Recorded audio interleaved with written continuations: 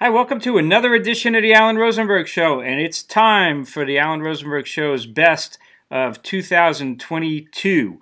I have mentioned this in the past. I actually started doing this stuff in 1973 when I was 10 years old, and you're like, yeah, bullshit. No, really.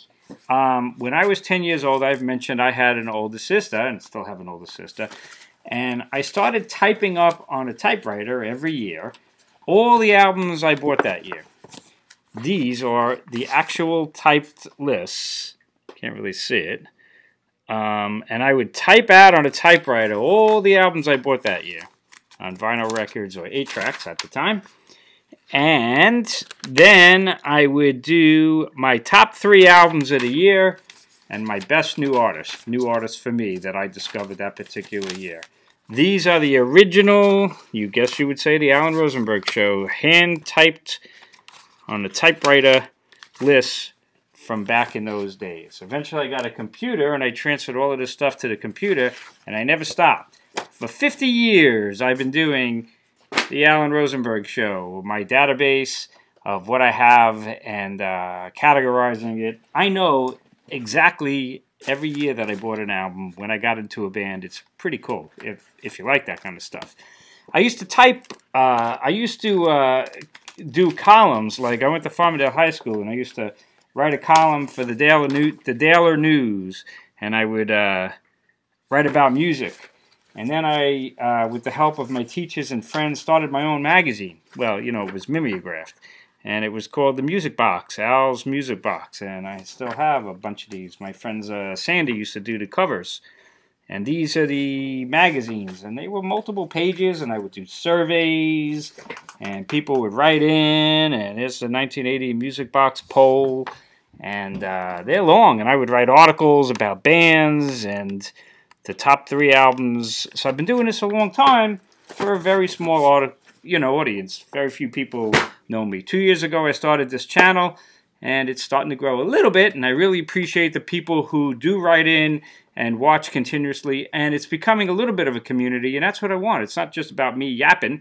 My opinion is no better than anybody else. It's just that I have a really big collection of music, and I know the stuff that I know, but there's a lot I don't know, and it's just my opinion anyway. So anyway, this is going to be 2022, my top albums of the year. We'll end up with the top 3 at the end of my best new artists. Now, it used to be a lot easier to do this because back in the days of classic rock, you know, all these bands, they used to release at least an album a year, so there was constant great rock and roll music that I loved coming in. It's not the case anymore. So most of the stuff you're going to see that I bought this year is archive stuff. Some of it didn't come out this year because I have a huge backlog, stuff that I can't even get to. And a lot of it's live and compilations and things like that. But there is 3 albums this year for sure that stood out, and some other great stuff as well.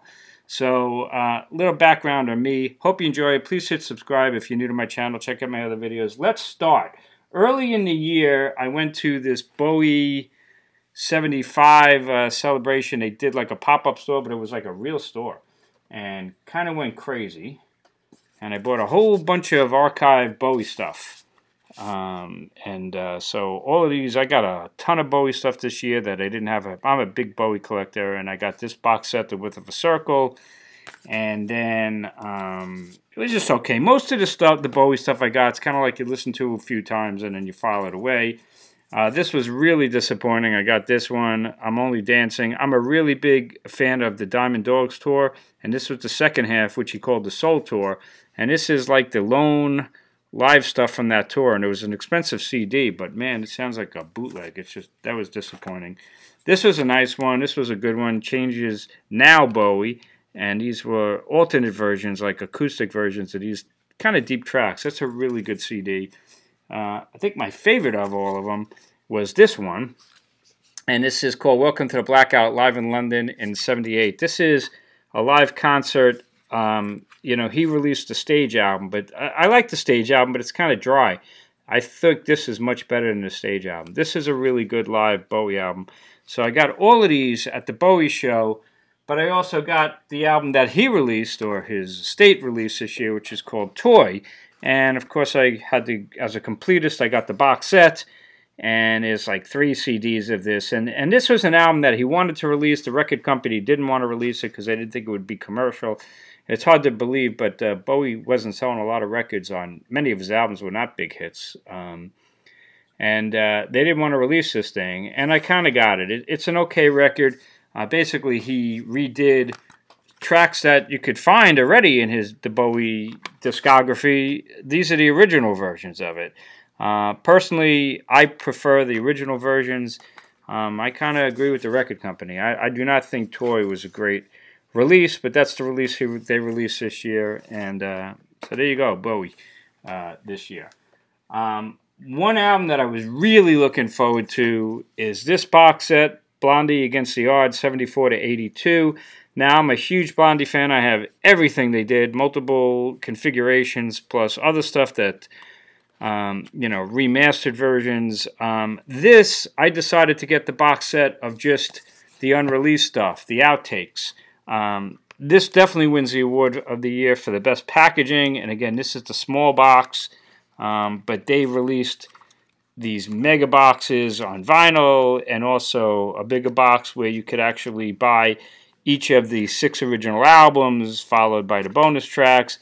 I felt that I didn't need that because I already have it multiple times and I have all the CDs remastered and I have the vinyl albums. Just didn't feel like I needed to go down that road again. But I thought it'd be good to get all of those unreleased stuff and 3 CDs, which is what this is. A lot of those unreleased stuff I already had on the deluxe edition, previously remastered albums. But this was a really good collection.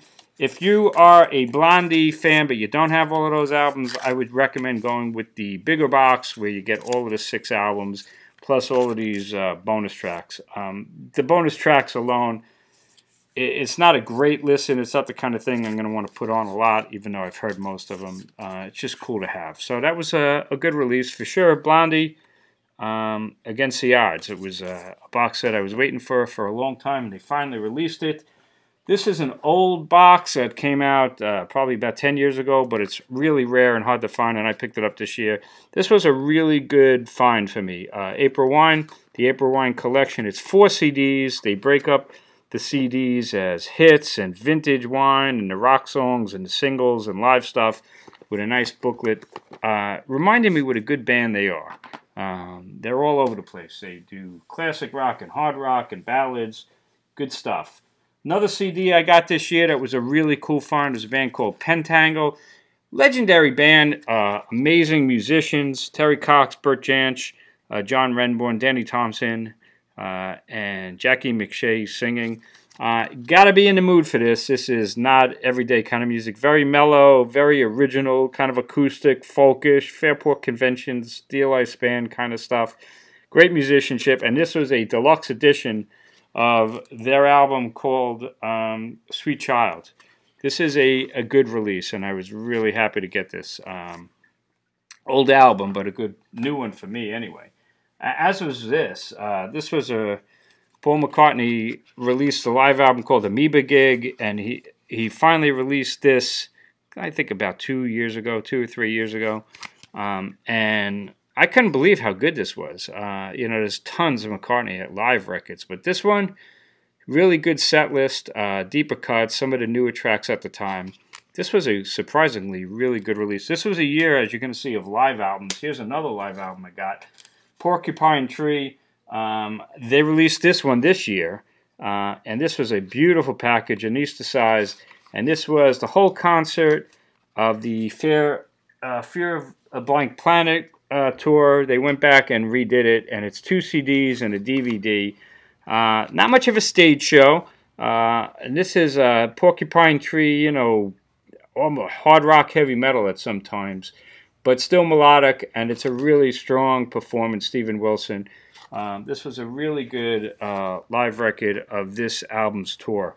So this was a fun release, and nice to have it on DVD as well. Another live album that was a disappointment was this one. This one came out this year. I'm a fan of the Knack. I did a video of them. You could check that out. This year they released the Knack live at the House of Blues, September 25th, 2001. Kind of a milestone show because it was literally like 2 weeks after 9/11.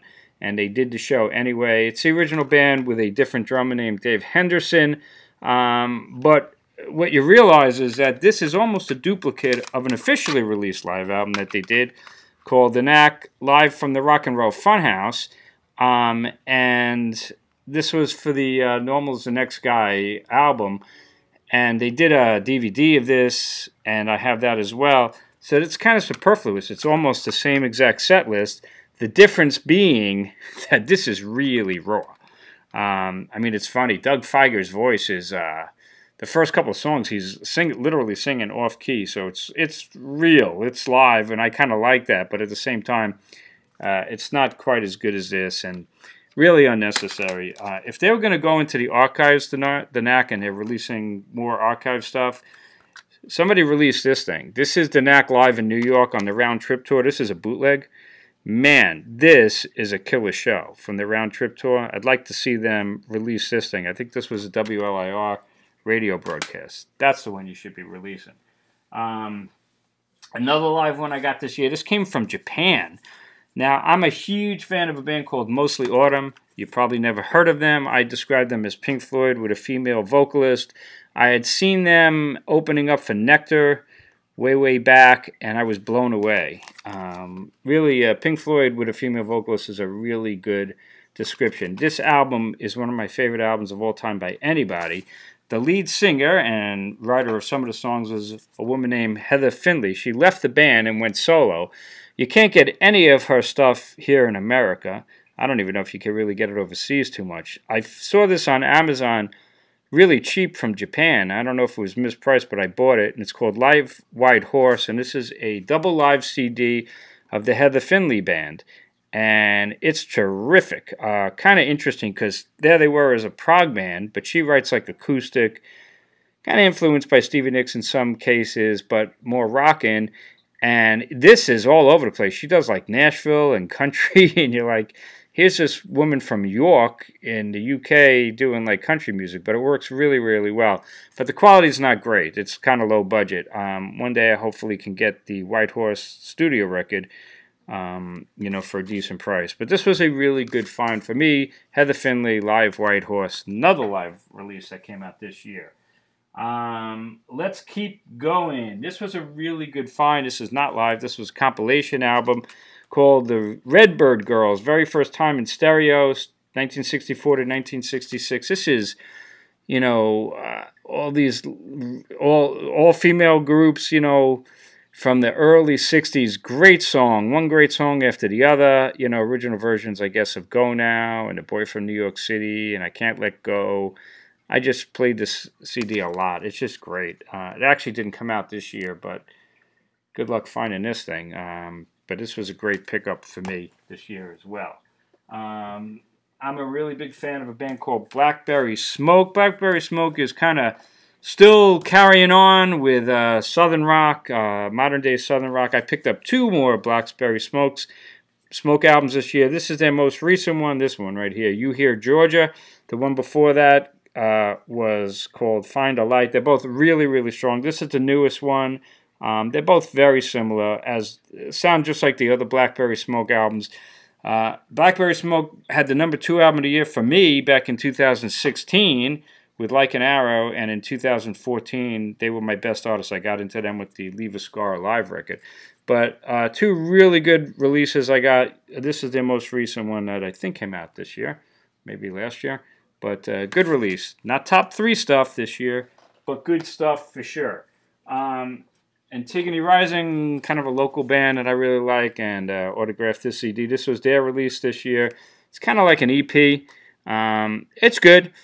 2 great songs on this. Avalanche, I would definitely recommend checking that out. And Switchblade's another really good tune as well. Another good release from Antigone Rising. Let's keep going as we head towards the top 3. Jason Isbell, I am a huge fan. He has gone top 3 for me 3 times. He had the #1 album last year for me with Reunions. I'm looking at my notes here. #2 album in 2017 with the Nashville Sound, and he had the #3 album for me in 2015 with Something More Than Free. This year, I picked up this album called Jason Isbell and the 400 Unit Live from the Ryman. This did not come out this year. This may have come out maybe 2 years ago. But this is a terrific live album. Good for me. I was in Tennessee this year, and I went to the Ryman. And what an incredible place to see a show. Loudest audience I've ever seen. And you hear it on this album. Just great interaction. This is a tremendous live record. Didn't go top 3 this year, but really strong record. And if you want to hear an intense song, there's a song on here called Elephant. It's spine-chilling about his ex-lover who's dying of cancer, and they don't want to talk about the elephant in the room. It's an amazing song. Highly recommended. Jason Isbell, live from the Ryman. A great live record for me. Now, there was 2 really, really special live albums that came out there for me. I'm a huge fan of the Charlie Daniels Band. I've mentioned that. Fire in the Mountain I got when it first came out, and that's one of my favorite albums of all time by anybody. But Charlie Daniels Estate released an incredible live record this year. This one right here called Charlie Daniels and Friends, The Volunteer Jam, 1974, The Legend Begins. Of course, if you're a fan of Charlie Daniels, you know about The Volunteer Jam. They have released lots of material over the years. Here's one live album. Here's another one. And basically, it's the Charlie Daniels Band hosting, and then all these legends of Southern rock, plus other people, come and jam. And he's released a couple of releases on, these are the vinyl releases. And these are just great. And I have a bunch of bootlegs of the actual Volunteer Jam that was on the radio and different years. These are just incredible for me. Some of my favorite stuff. 1976 Volunteer Jam. This was a video release this is a soundtrack of it. And 1978, another great one. King Biscuit used to do them, and these were burned onto CD. But this year they released the very first one, and what makes this really special for me is it's really just Charlie Daniels Band. No guests on this, pretty much. I mean, just a little bit. But this is Charlie Daniels Band when they were just starting out, before Fire in the Mountain was released. This is for the Way Down Yonder album, one of my favorites that most people don't know about. And this has got a track listing, Whiskey, Way Down Yonder. There's Long-Haired Country Boy, not yet released because the album didn't come out yet. That's from Fire in the Mountain. New York City, King Size Roadwood Bed, Caballo Diablo. This is all from Fire in the Mountain that hadn't been released yet. And No Place to Go, and the South's Gonna Do It Again, actually is on Fire in the Mountain, the live version, which I guess came from this show. It's a massively great performance. As I have mentioned, that original Charlie Daniels Band is a rock band, not some fiddle country band, even though they have aspects of that. They're a kill alive rock band with 2 drummers, and I was thrilled that they finally released this, and it didn't let me down. Almost went top 3 for me, Charlie Daniels. As did this one. The Rolling Stones finally released a great archive set.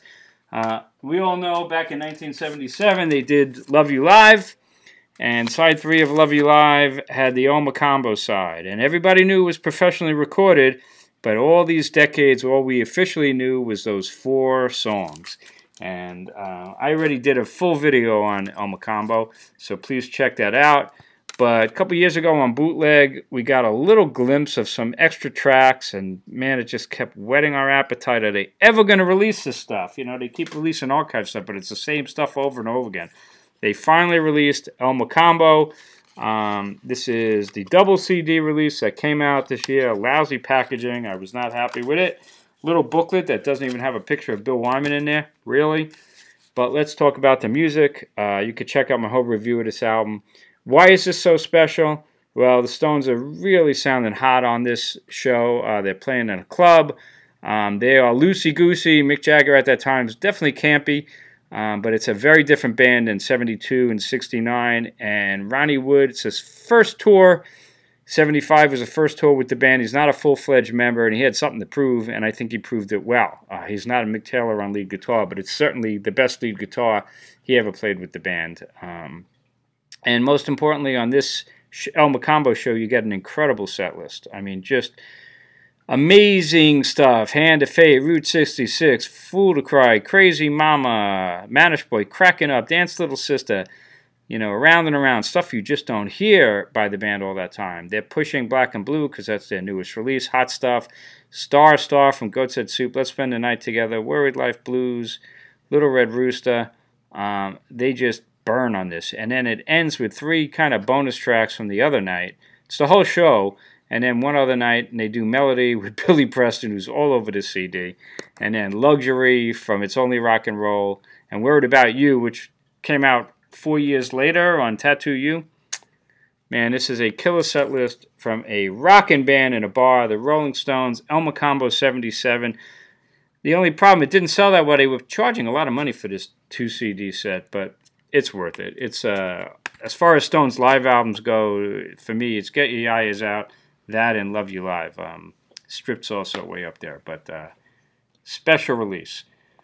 So that's all of them except for the top 3. What are the top 3 albums of the year for me? It's based on play. I could analyze all I want, but at the end of the day, it's turntable play. What did I play the most? What did I keep going back to? And it might be surprising, but at number 3, it's Jethro Tull. I did a full video of this, so I'm not going to go into every little thing about it. Please check out that video. I'm not a fan of the cover.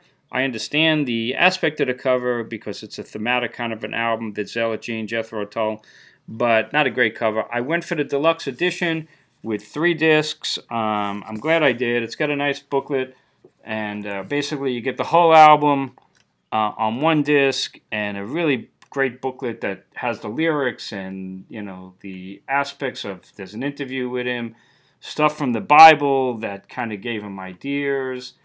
Ian Anderson worked really hard on this, you could tell. In fact, this would have been the cover if I was the art guy. I would have went with that cover. But anyway, 3 discs. The first disc on CD, there's a Blu-ray 5.1, which sounds really good. And then there's a disc of the demos, as you could hear Ian Anderson writing this stuff and how he gives it to the other members of the band. You know, personally, it's a really good album. It's not a classic Tull album or a classic Ian Anderson album, but it's really, really strong. I mean, it flows really well. It's sequenced really well. I think the first 2 songs are amongst the weakest tracks on the album, but they're fine. But Mine is the Mountain is incredible. I really like all of it. Zealot Gene, Shoshana Sleeping, Sad City Sisters. It just goes really well. The acoustic stuff, Where Did Saturday Go? 3 Loves 3 is great. And Brief Visitation. A lot of really good flute, some good harmonica. The only thing, you know, listen, you got to accept it. Ian Anderson's voice is just a shadow of what it was. It was permanently damaged in the 80s. He's doing the best he can, folks. It's not fair to, you know, compare this to classic Tull. His voice range, instead of being like this, is now like this. And all of his singing is in this really small vocal range that he has. But accept it. It is what it is. Musically, the band is good. I still think it sounds like an Ian Anderson album. There is a difference. It doesn't sound like a Tull album. To me, it sounds like the musicians are playing to spec exactly what Ian Anderson wants them to play, versus Tull, which the musicians really take what Ian Anderson wants but expand it. It just sounds a little bit more restrained, like an Ian Anderson album. But it's still really, really good. And I also commented I think the drummings are lax. For Jethro Tull, they had some of the greatest drummers, and I'm a drummer. I could never play Jethro Tull, but I can play this album. The drums are fairly basic, and I think like a guy like Barry Barlow or Dawn Perry or even Clyde Bunker, they would have taken this stuff to another level. But it's still really strong. My number 3 album of the year, Jethro Tull, The Zealot Gene. I'm looking forward to the next release that will come out next year. My number 2 album of the year is a little bit of a cheat, but what can I tell you? It didn't come out this year. It came out a couple of years ago. I'm a big fan of Mike Scott and the Waterboys. I got 3 Waterboys albums this year. And this is the one that went top 3. This is a monster release called Out of All This Blue.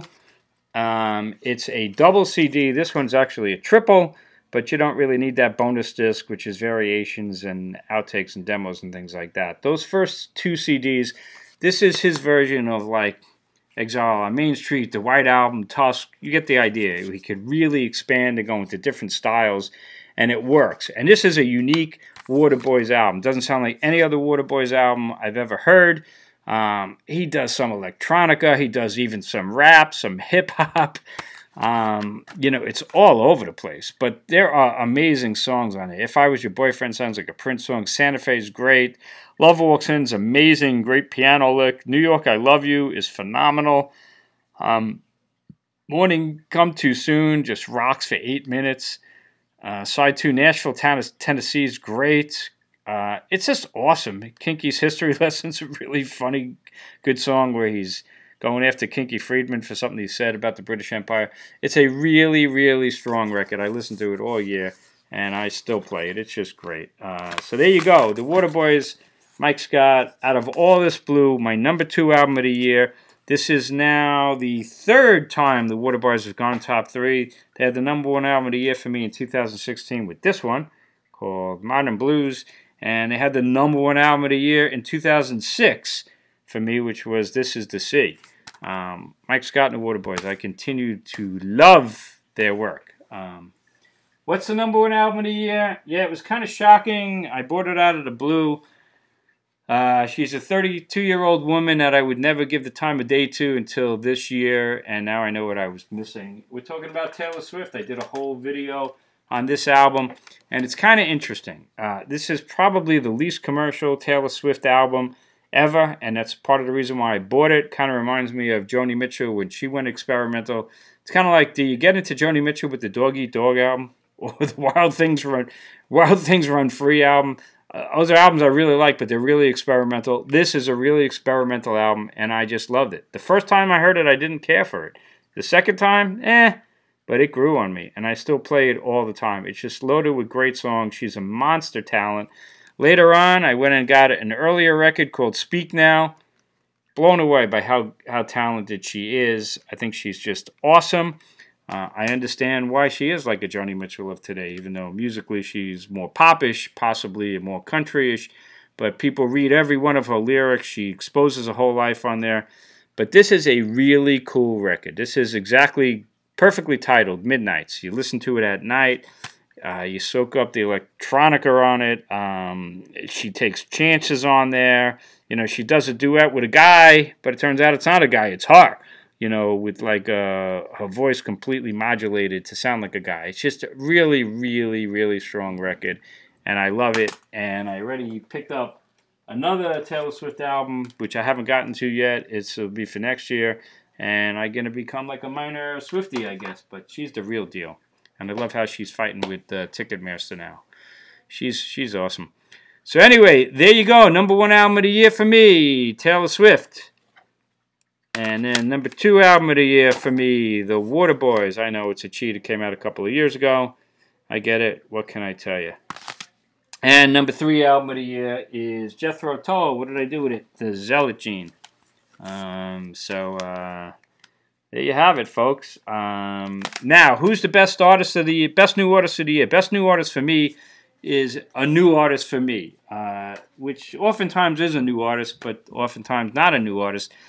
In this case, it's ridiculous. It was her 10th album, but she's a new artist for me, and there's no doubt that Taylor Swift is the new artist of the year for me by far. I'm already gotten two more of her albums, and I'm going to continue to probably at some point get almost all of her albums, if not all of her albums. So Taylor Swift, best new artist of the year for me as well. Hope you enjoyed this extended video. I've been doing this since 1973, and there you have it, the best of 2022. Please chime in. What was your favorite albums of the year? Who did you discover that you never, gave a chance to before? And what do you think of my thoughts, my choices? That's about it. Have a great, New Year. Hope you had a Merry Christmas and whatever holidays you celebrate at this point of the year. And I'll catch you in the new year, hopefully. And keep checking them out. Stay safe. Stay healthy. See you around. Thanks for tuning in.